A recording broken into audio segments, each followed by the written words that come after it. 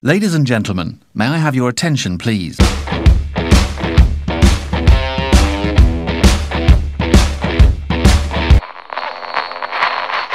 Pour parler dans mon cas personnel, de toute façon, moi, je ne peux que passer par une maison d'édition. C'est-à-dire que je ne peux pas aller dans l'auto-édition. Pas que je déteste ou que je dénigre l'auto-édition, mais pour moi, je pense que ça doit aller aussi de pair avec le manque de confiance en soi, je ne sais pas, mais il me faut le regard entre guillemets, d'un professionnel de l'édition qui me dise oui, c'est publiable ou non, ça ne l'est pas. Pour moi, c'est un travail collaboratif. Donc, moi, ce que j'attends d'un éditeur, pour être réaliste à l'heure actuelle, en 2020 maintenant, avec tous les réseaux sociaux, je pense que dans les petites maisons d'édition, les moyennes maisons d'édition, on fait avec les moyens qu'on a, c'est-à-dire qu'on fait avec les réseaux sociaux, Facebook, Insta, etc. Et on communique pas mal. Donc, moi, ce que j'aimerais en tout cas chez un éditeur, que ce soit toujours le cas, c'est-à-dire qu'il ne reste pas dans l'immobilisme, qu'il y ait effectivement de la communication Facebook, etc. Je sais pertinemment que les petites maisons d'édition et les moyennes maisons d'édition, avoir un diffuseur, un distributeur, ça coûte très cher. On ne peut pas être présent partout. Mais je ne demande pas ça. Je veux dire, quand tu t'engages vers une petite maison d'édition, quand la petite maison d'édition te prend ton manuscrit, tu sais très bien que tu n'auras pas une diffusion non plus nationale. Ça, voilà, tu le sais. Et ce n'est pas un problème. Après, moi, ce que j'attends, c'est c'est d'être honnête de part et d'autre. Le travail d'un éditeur, c'est aussi d'améliorer le manuscrit. Lui permettre de passer dans les mains d'une correctrice, voire plusieurs professionnels, d'un correcteur, hein, c'est parce que moi je travaille avec une correctrice que j'ai tendance à le mettre au féminin. Mais voilà, et donc on va améliorer évidemment tout ce qui est grammaire, syntaxe, orthographe. On va aussi essayer d'améliorer le style. On va éventuellement améliorer ou modifier un petit peu l'intrigue si on estime que c'est nécessaire. Toujours, comme le disait Christophe, en fait, c'est vraiment une collaboration. Moi, je le conçois aussi comme ça. C'est-à-dire qu'on est une petite famille chez Livresse Édition, mais en fait, c'est vraiment un travail collaboratif. C'est pas du tout une relation employeur-employé ou patron subordonné. C'est vraiment un travail qu'on fait ensemble pour parvenir au meilleur roman possible, en fait. On ne fait pas une fleur quand on décide de publier un manuscrit. On espère qu'il va se vendre le mieux possible pour l'auteur et aussi pour nous, quoi. Quand on décide de travailler ensemble, finalement, il y a un contrat. Quelles sont les attentes et les contraintes respectives à ce niveau-là? Par rapport aux attentes de l'éditeur, ça va être très simple. Quand j'ai eu le coup de cœur pour un manuscrit et que je propose un contrat, j'attends de l'auteur qu'il le signe. On essaye de répondre au mieux aux questions de l'auteur s'il en a. Ça arrive parfois que les auteurs négocient, ça arrive qu'ils demandent des modifications sur certains articles ou ce genre de choses. Voilà, ça après c'est une discussion avec l'auteur. Tout ce qu'on fait, on ne pose pas de souci de donner les pourcentages de droits d'auteur parce qu'on fonctionne vraiment de manière très classique. Chez nous, pour un roman en tout cas, je ne parle pas ici de la jeunesse parce que c'est des pourcentages plus compliqués, mais pour un roman classique avec un seul auteur derrière, un premier roman, donc c'est-à-dire pour un auteur qui n'est pas encore publié chez nous, c'est 10%. 10% de droits d'auteur. Et alors, au fur et à mesure, le pourcentage augmente si l'auteur s'investit et continue de nous proposer des manuscrits. C'est une de tes attentes aussi, d'avoir les gens avec toi pour plusieurs projets, ou pas spécialement? Tout à fait.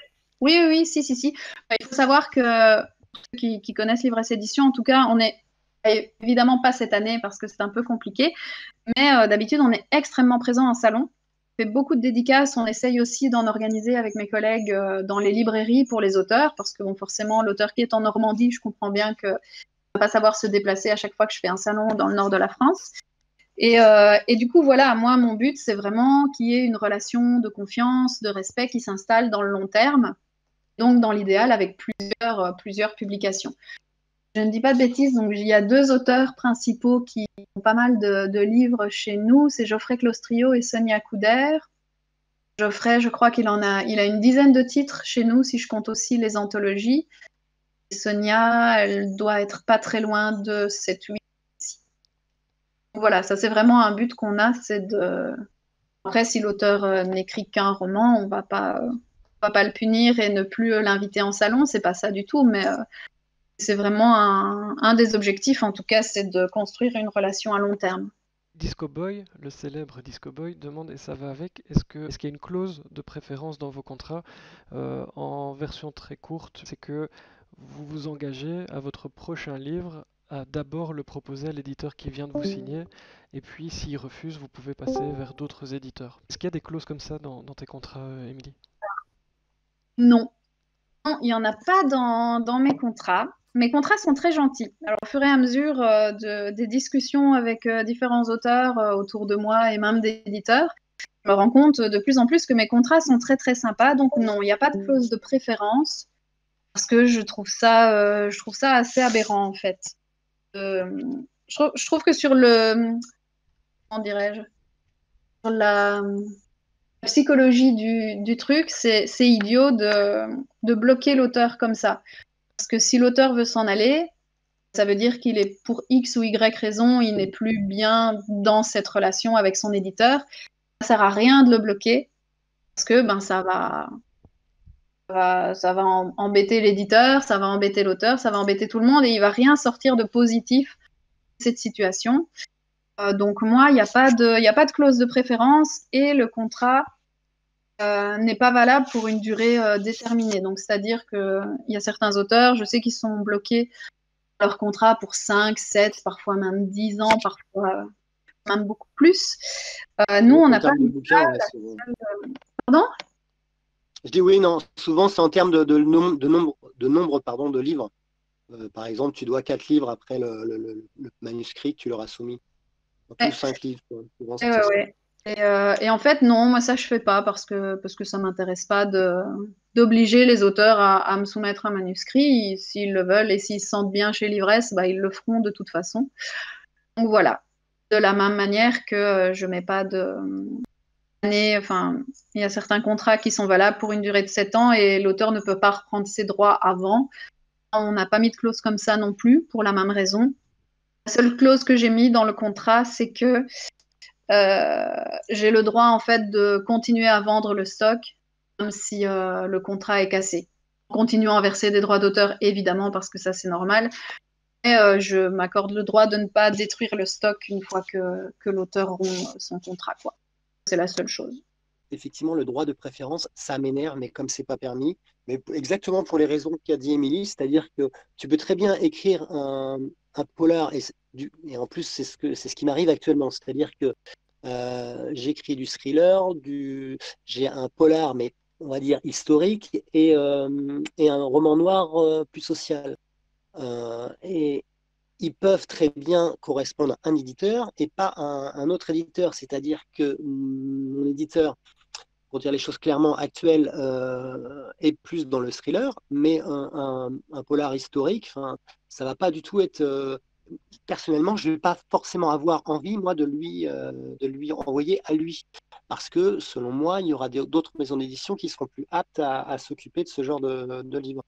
Donc voilà, le droit de préférence, moi, c'est le gros point noir dans les contrats. John demande, c'est une très bonne question en tant qu'auteur, hein, pour toi Chris, qu'est-ce qui justifie 10%, pourquoi pas plus, donc sur des livres papier? Je suis très très réaliste par rapport à tout ça. Je n'en vis pas, j'ai pas pour intention d'en vivre. Et je pense que même si je pouvais en vivre, je garderais un boulot à côté. C'est un métier, hein, c'est clair, mais je suis avant tout passionné. Mais voilà, donc après, moi, que ce soit 10% ou 8%, alors c'est un peu bête, hein, ce que je dis, mais ça, pour moi en tout cas, ça change pas grand-chose dès lors que je suis publié dans une maison d'édition. C'est vraiment pour moi le Graal à la base, pardon, c'est ça pour moi. Après, les 8, en général, ça commence, ouais, 7%. Qu'est-ce qui les justifie? Souvent, dans les grandes maisons d'édition, alors je dis pas que c'est justifié, hein, mais la grosse part va aux diffuseurs. Par exemple, vous avez des maisons d'édition, alors je sais pas, les grosses, quoi, Fayard, etc., Gallimard vont avoir des diffuseurs qui s'appellent Interforum ou MDS, qui, eux, prennent la plus grosse part du gâteau. L'auteur, si vous faites le camembert, c'est la portion congrue sur le camembert. Donc tout c'est la chaîne du livre, ce qu'on appelle la chaîne du livre. Donc, tout est découpé et la plus petite partie reste à l'auteur. Alors, c'est certainement, enfin, c'est même une aberration, clairement. Après, c'est pas moi, petit auteur, qui vais changer les choses. Et voilà. Et je voudrais aussi rebondir sur la question d'Iscoboy qui dit que pour lui, un éditeur, c'est aussi assurer une bonne distribution. Un livre édité doit être dans les librairies et les bibliothèques. Alors oui et non, enfin oui, mais il faut savoir que dans les petites maisons d'édition, justement, il n'y a pas de diffuseur parce qu'un diffuseur coûte très très cher. Donc le diffuseur assure une diffusion. Voilà. Par exemple, dans toute la France, dans les librairies de France, enfin, je parle de la France, mais en Belgique c'est pareil, mais ça coûte très très cher. Et donc les petites maisons d'édition, et Émilie, je pense qu'ils fonctionnent comme ça, sont leurs propres diffuseurs. C'est-à-dire qu'ils vont à droite à gauche, des marchés, etc. Donc moi, quand je me suis engagé, donc c'était avec Raveranceau, étaient leurs propres diffuseurs. Je le savais, hein. Voilà. Après, libre à chacun de s'engager ou pas, mais 10%, oui, c'est un bon chiffre dans les maisons d'édition, hein. Voilà. Pour rebondir sur la diffusion, on fonctionne comme ça aussi pour la France et pour le reste du monde. En fait, en Belgique, on a depuis 1 an et demi maintenant un diffuseur-distributeur qui est Grand A Diffusion. Donc pour la Belgique, c'est lui qui gère tous les contacts directs avec les librairies. Et je vais être tout à fait transparente, ça ne me pose pas de souci, il prend 55%. Voilà. Pour un diffuseur-distributeur, je vais dire, c'est beaucoup, mais c'est en même temps dans les prix normaux. La France et pour le reste, effectivement, on travaille en direct avec les libraires, donc on est notre propre diffuseur-distributeur. Il faut savoir que 10%, la plus petite part du camembert, en fait, elle ne va pas toujours à l'auteur. Elle est nuancée, elle va très souvent à l'auteur, ça on est bien d'accord, mais il y a certains cas où elle va plutôt à l'éditeur. Je m'explique.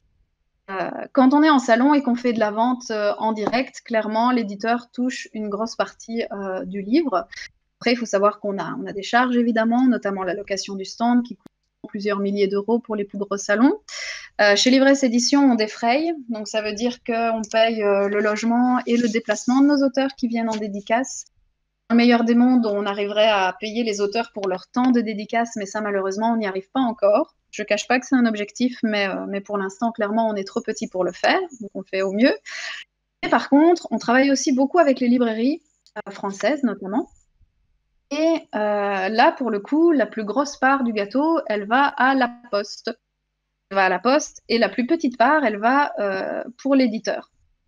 Parce que du coup, de manière très classique, hein, on travaille avec des petits libraires indépendants et avec des grosses chaînes. Donc, pour les petits libraires indépendants, moi, ce que je fais en général, c'est que je propose 30% de remise libraire et des frais de port qui varient entre 1 euro et 4 euros. J'essaye de ne pas dépasser 4 euros parce que parfois, c'est le libraire qui les prend en charge, parfois, c'est le lecteur final et ça ne me plaît pas des masses.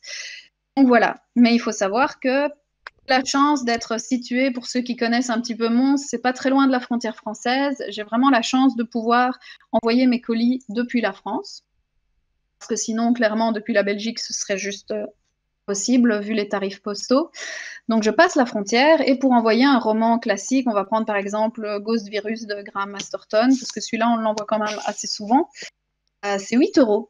J'ai plus les tarifs en tête parce qu'ils ont augmenté dernièrement, mais c'est entre 7 et 8 euros. Un livre. Donc ça mange déjà pas mal la marge et je sais que pour ce titre-là, bien souvent, je gagne entre 1 et 3% sur le prix final du livre, sans compter l'essence qui m'est nécessaire pour aller jusqu'à la poste et sans compter le prix de l'enveloppe. Donc, au final, sur certains livres, on ne gagne rien. C'est pour les petites maisons, les petits libraires.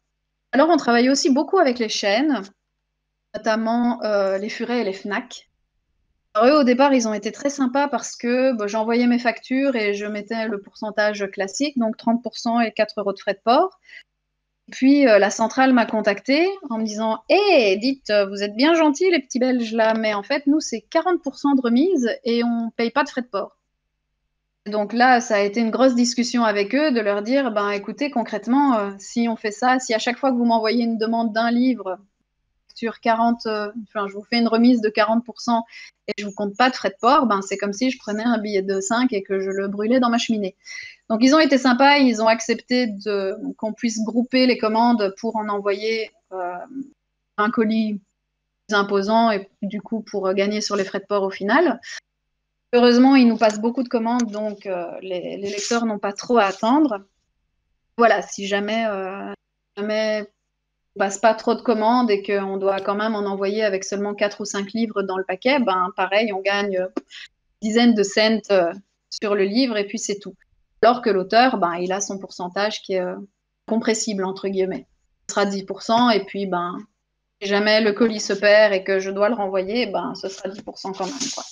Donc voilà, il y a vraiment de tout. Il y a la partie libraire où là, concrètement, l'éditeur, il ne faut pas se leurrer, il ne gagne pas grand-chose.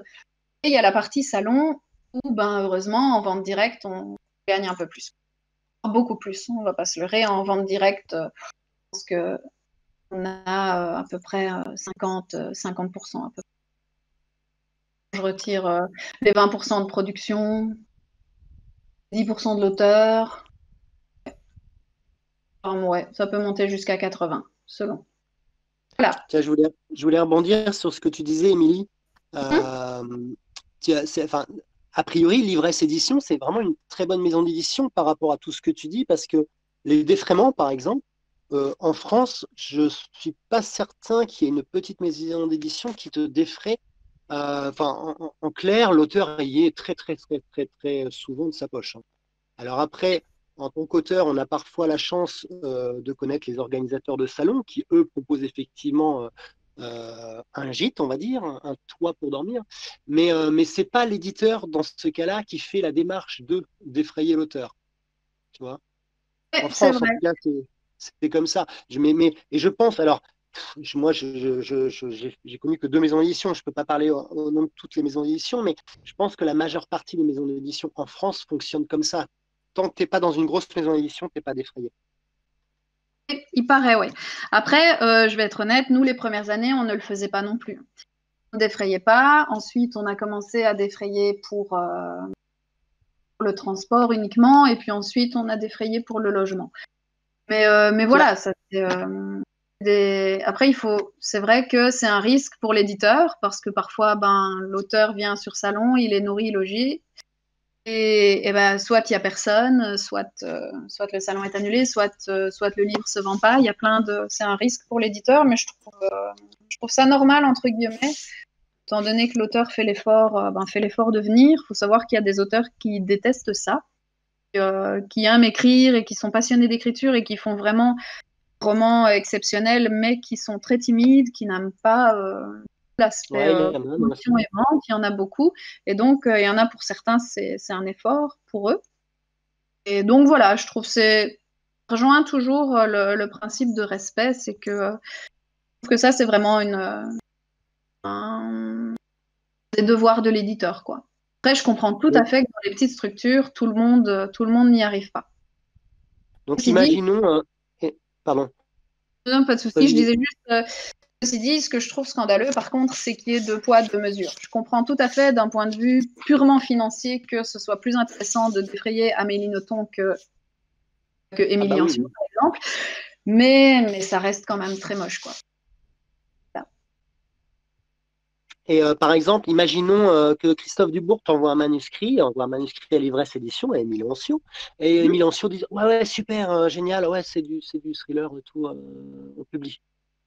Étant auteur normand, ça veut dire aller 450 bornes de chez vous. Si je veux faire un salon à Mons, par exemple, est-ce que tu penses que tu vas défrayer un auteur qui vient comme moi de France et a fortiori de Normandie? Alors oui, on l'a déjà fait. On l'a déjà fait pour Sam Cornell. Alors je me trompe à chaque fois, c'est scandaleux, mais je ne sais jamais s'il est en Normandie ou en Bretagne. Enfin, c'est un des deux. Il habite en Bretagne et il est normand, ou alors l'inverse. Et on a 2 auteurs qui sont normands-bretons. C'est les meilleurs. On les a fait venir pour Mons et pour Imaginal à Épinal. D'accord. Pour Bruxelles aussi. Donc il y a 3 salons auxquels ils sont venus. Après, dépend du salon en fait. Là, c'était 3 gros salons où on sait qu'il va y Oui, avoir je comprends. on sait que ça fonctionne. Si tu me demandes de venir au petit salon de la bande dessinée où je sais qu'il va y avoir 10 personnes, Oui, oui. je vais t'accueillir avec plaisir, mais te préciser que c'est pas moi qui prendrai en charge le défraiement, quoi.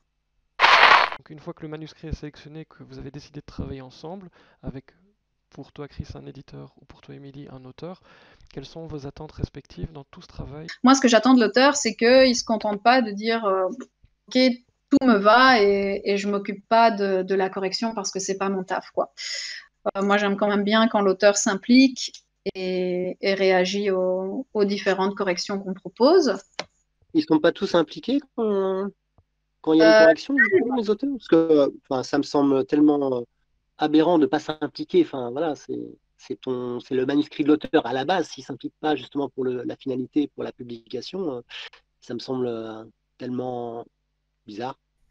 Il y a des degrés d'implication divers et variés. Je dois dire que moi, j'ai toujours eu de la chance. Les auteurs sont toujours plus ou moins impliqués, sauf cas particulier. Par exemple, Graham Masterton, on a traduit son roman en Oui. français. Évidemment, il va pas le relire en français parce que ça n'aurait aucun sens. Ça, c'est pour le corps du texte. Après, pour la couverture, c'est un peu le même cheminement. C'est vraiment une collaboration. Le pire pour un auteur, c'est d'avoir une couverture qui lui plaît pas. Parce qu'il va se retrouver en salon derrière sa table, derrière ses livres, et il va juste pas avoir envie de les dédicacer, il va pas avoir envie d'en parler, ça va être un enfer. Donc la couverture, c'est vraiment hyper important. Au-delà du fait que c'est la première chose que le lecteur voit, donc il faut vraiment que ce soit très très attractif. Donc, voilà, nous on fonctionne comme ça. Je demande toujours à l'auteur son avis, mais en général, il s'implique pas mal. Et concernant les couvertures, j'ai vu une question tout à l'heure qui me demandait si l'auteur pouvait choisir ou. Ah, attendez, je remonte parce que je suis sur C'était téléphone. Philippe, est-ce qu'un auteur peut proposer sa propre couverture? Oui, alors dans mon cas, je peux proposer, j'en ai proposé, hein, aucune n'a été retenue. Pourtant, il y en avait une qui était vachement bien, enfin, de mon point de vue personnel, pour les loups. Mais en tout cas, je suis très contente de celle des loups et pas du tout contente de celle du second, donc la méthode Venturi. Un roman, en fait, vous le vivez, quoi. C'est-à-dire qu'en tant qu'auteur, vous vivez avec ces personnages, vous vivez avec l'histoire, et à force, vous vous représentez, je pense, hein, le type de couverture que ce à quoi vous aspirez, quoi. Pas forcément ce qui sera mieux pour le lecteur, parce qu'on se fait plaisir avant tout quand on est auteur, quand on écrit, mais en tout cas, vous vous représentez la couverture. On a aussi envie peut-être d'être diffusé plus largement, peut-être d'être écouté un peu plus. Euh, donc voilà, je n'étais pas très content effectivement pour la méthode Venturi, mais sinon, globalement, je suis quelqu'un, je pense, d'assez coulant, et je m'entendais très bien donc avec Nicolas Coche, qui était mon correcteur. Cher Avéranceau. Je vais juste rebondir un petit peu sur la transparence, parce que c'est vrai que c'est hyper important et ça rejoint encore une fois l'importance d'avoir du respect et de la confiance dans cette collaboration. Parce que, pour être tout à fait clair, l'éditeur, s'il veut tricher, peut tricher très facilement. L'auteur n'a que très peu de moyens, légaux ou techniques, de pouvoir vraiment vérifier le nombre d'exemplaires qui ont été imprimés, le nombre de livres qui sont vendus. Et donc, c'est vraiment très, très important de travailler avec des gens en qui on a confiance et pour pouvoir créer cette bonne entente et cette collaboration.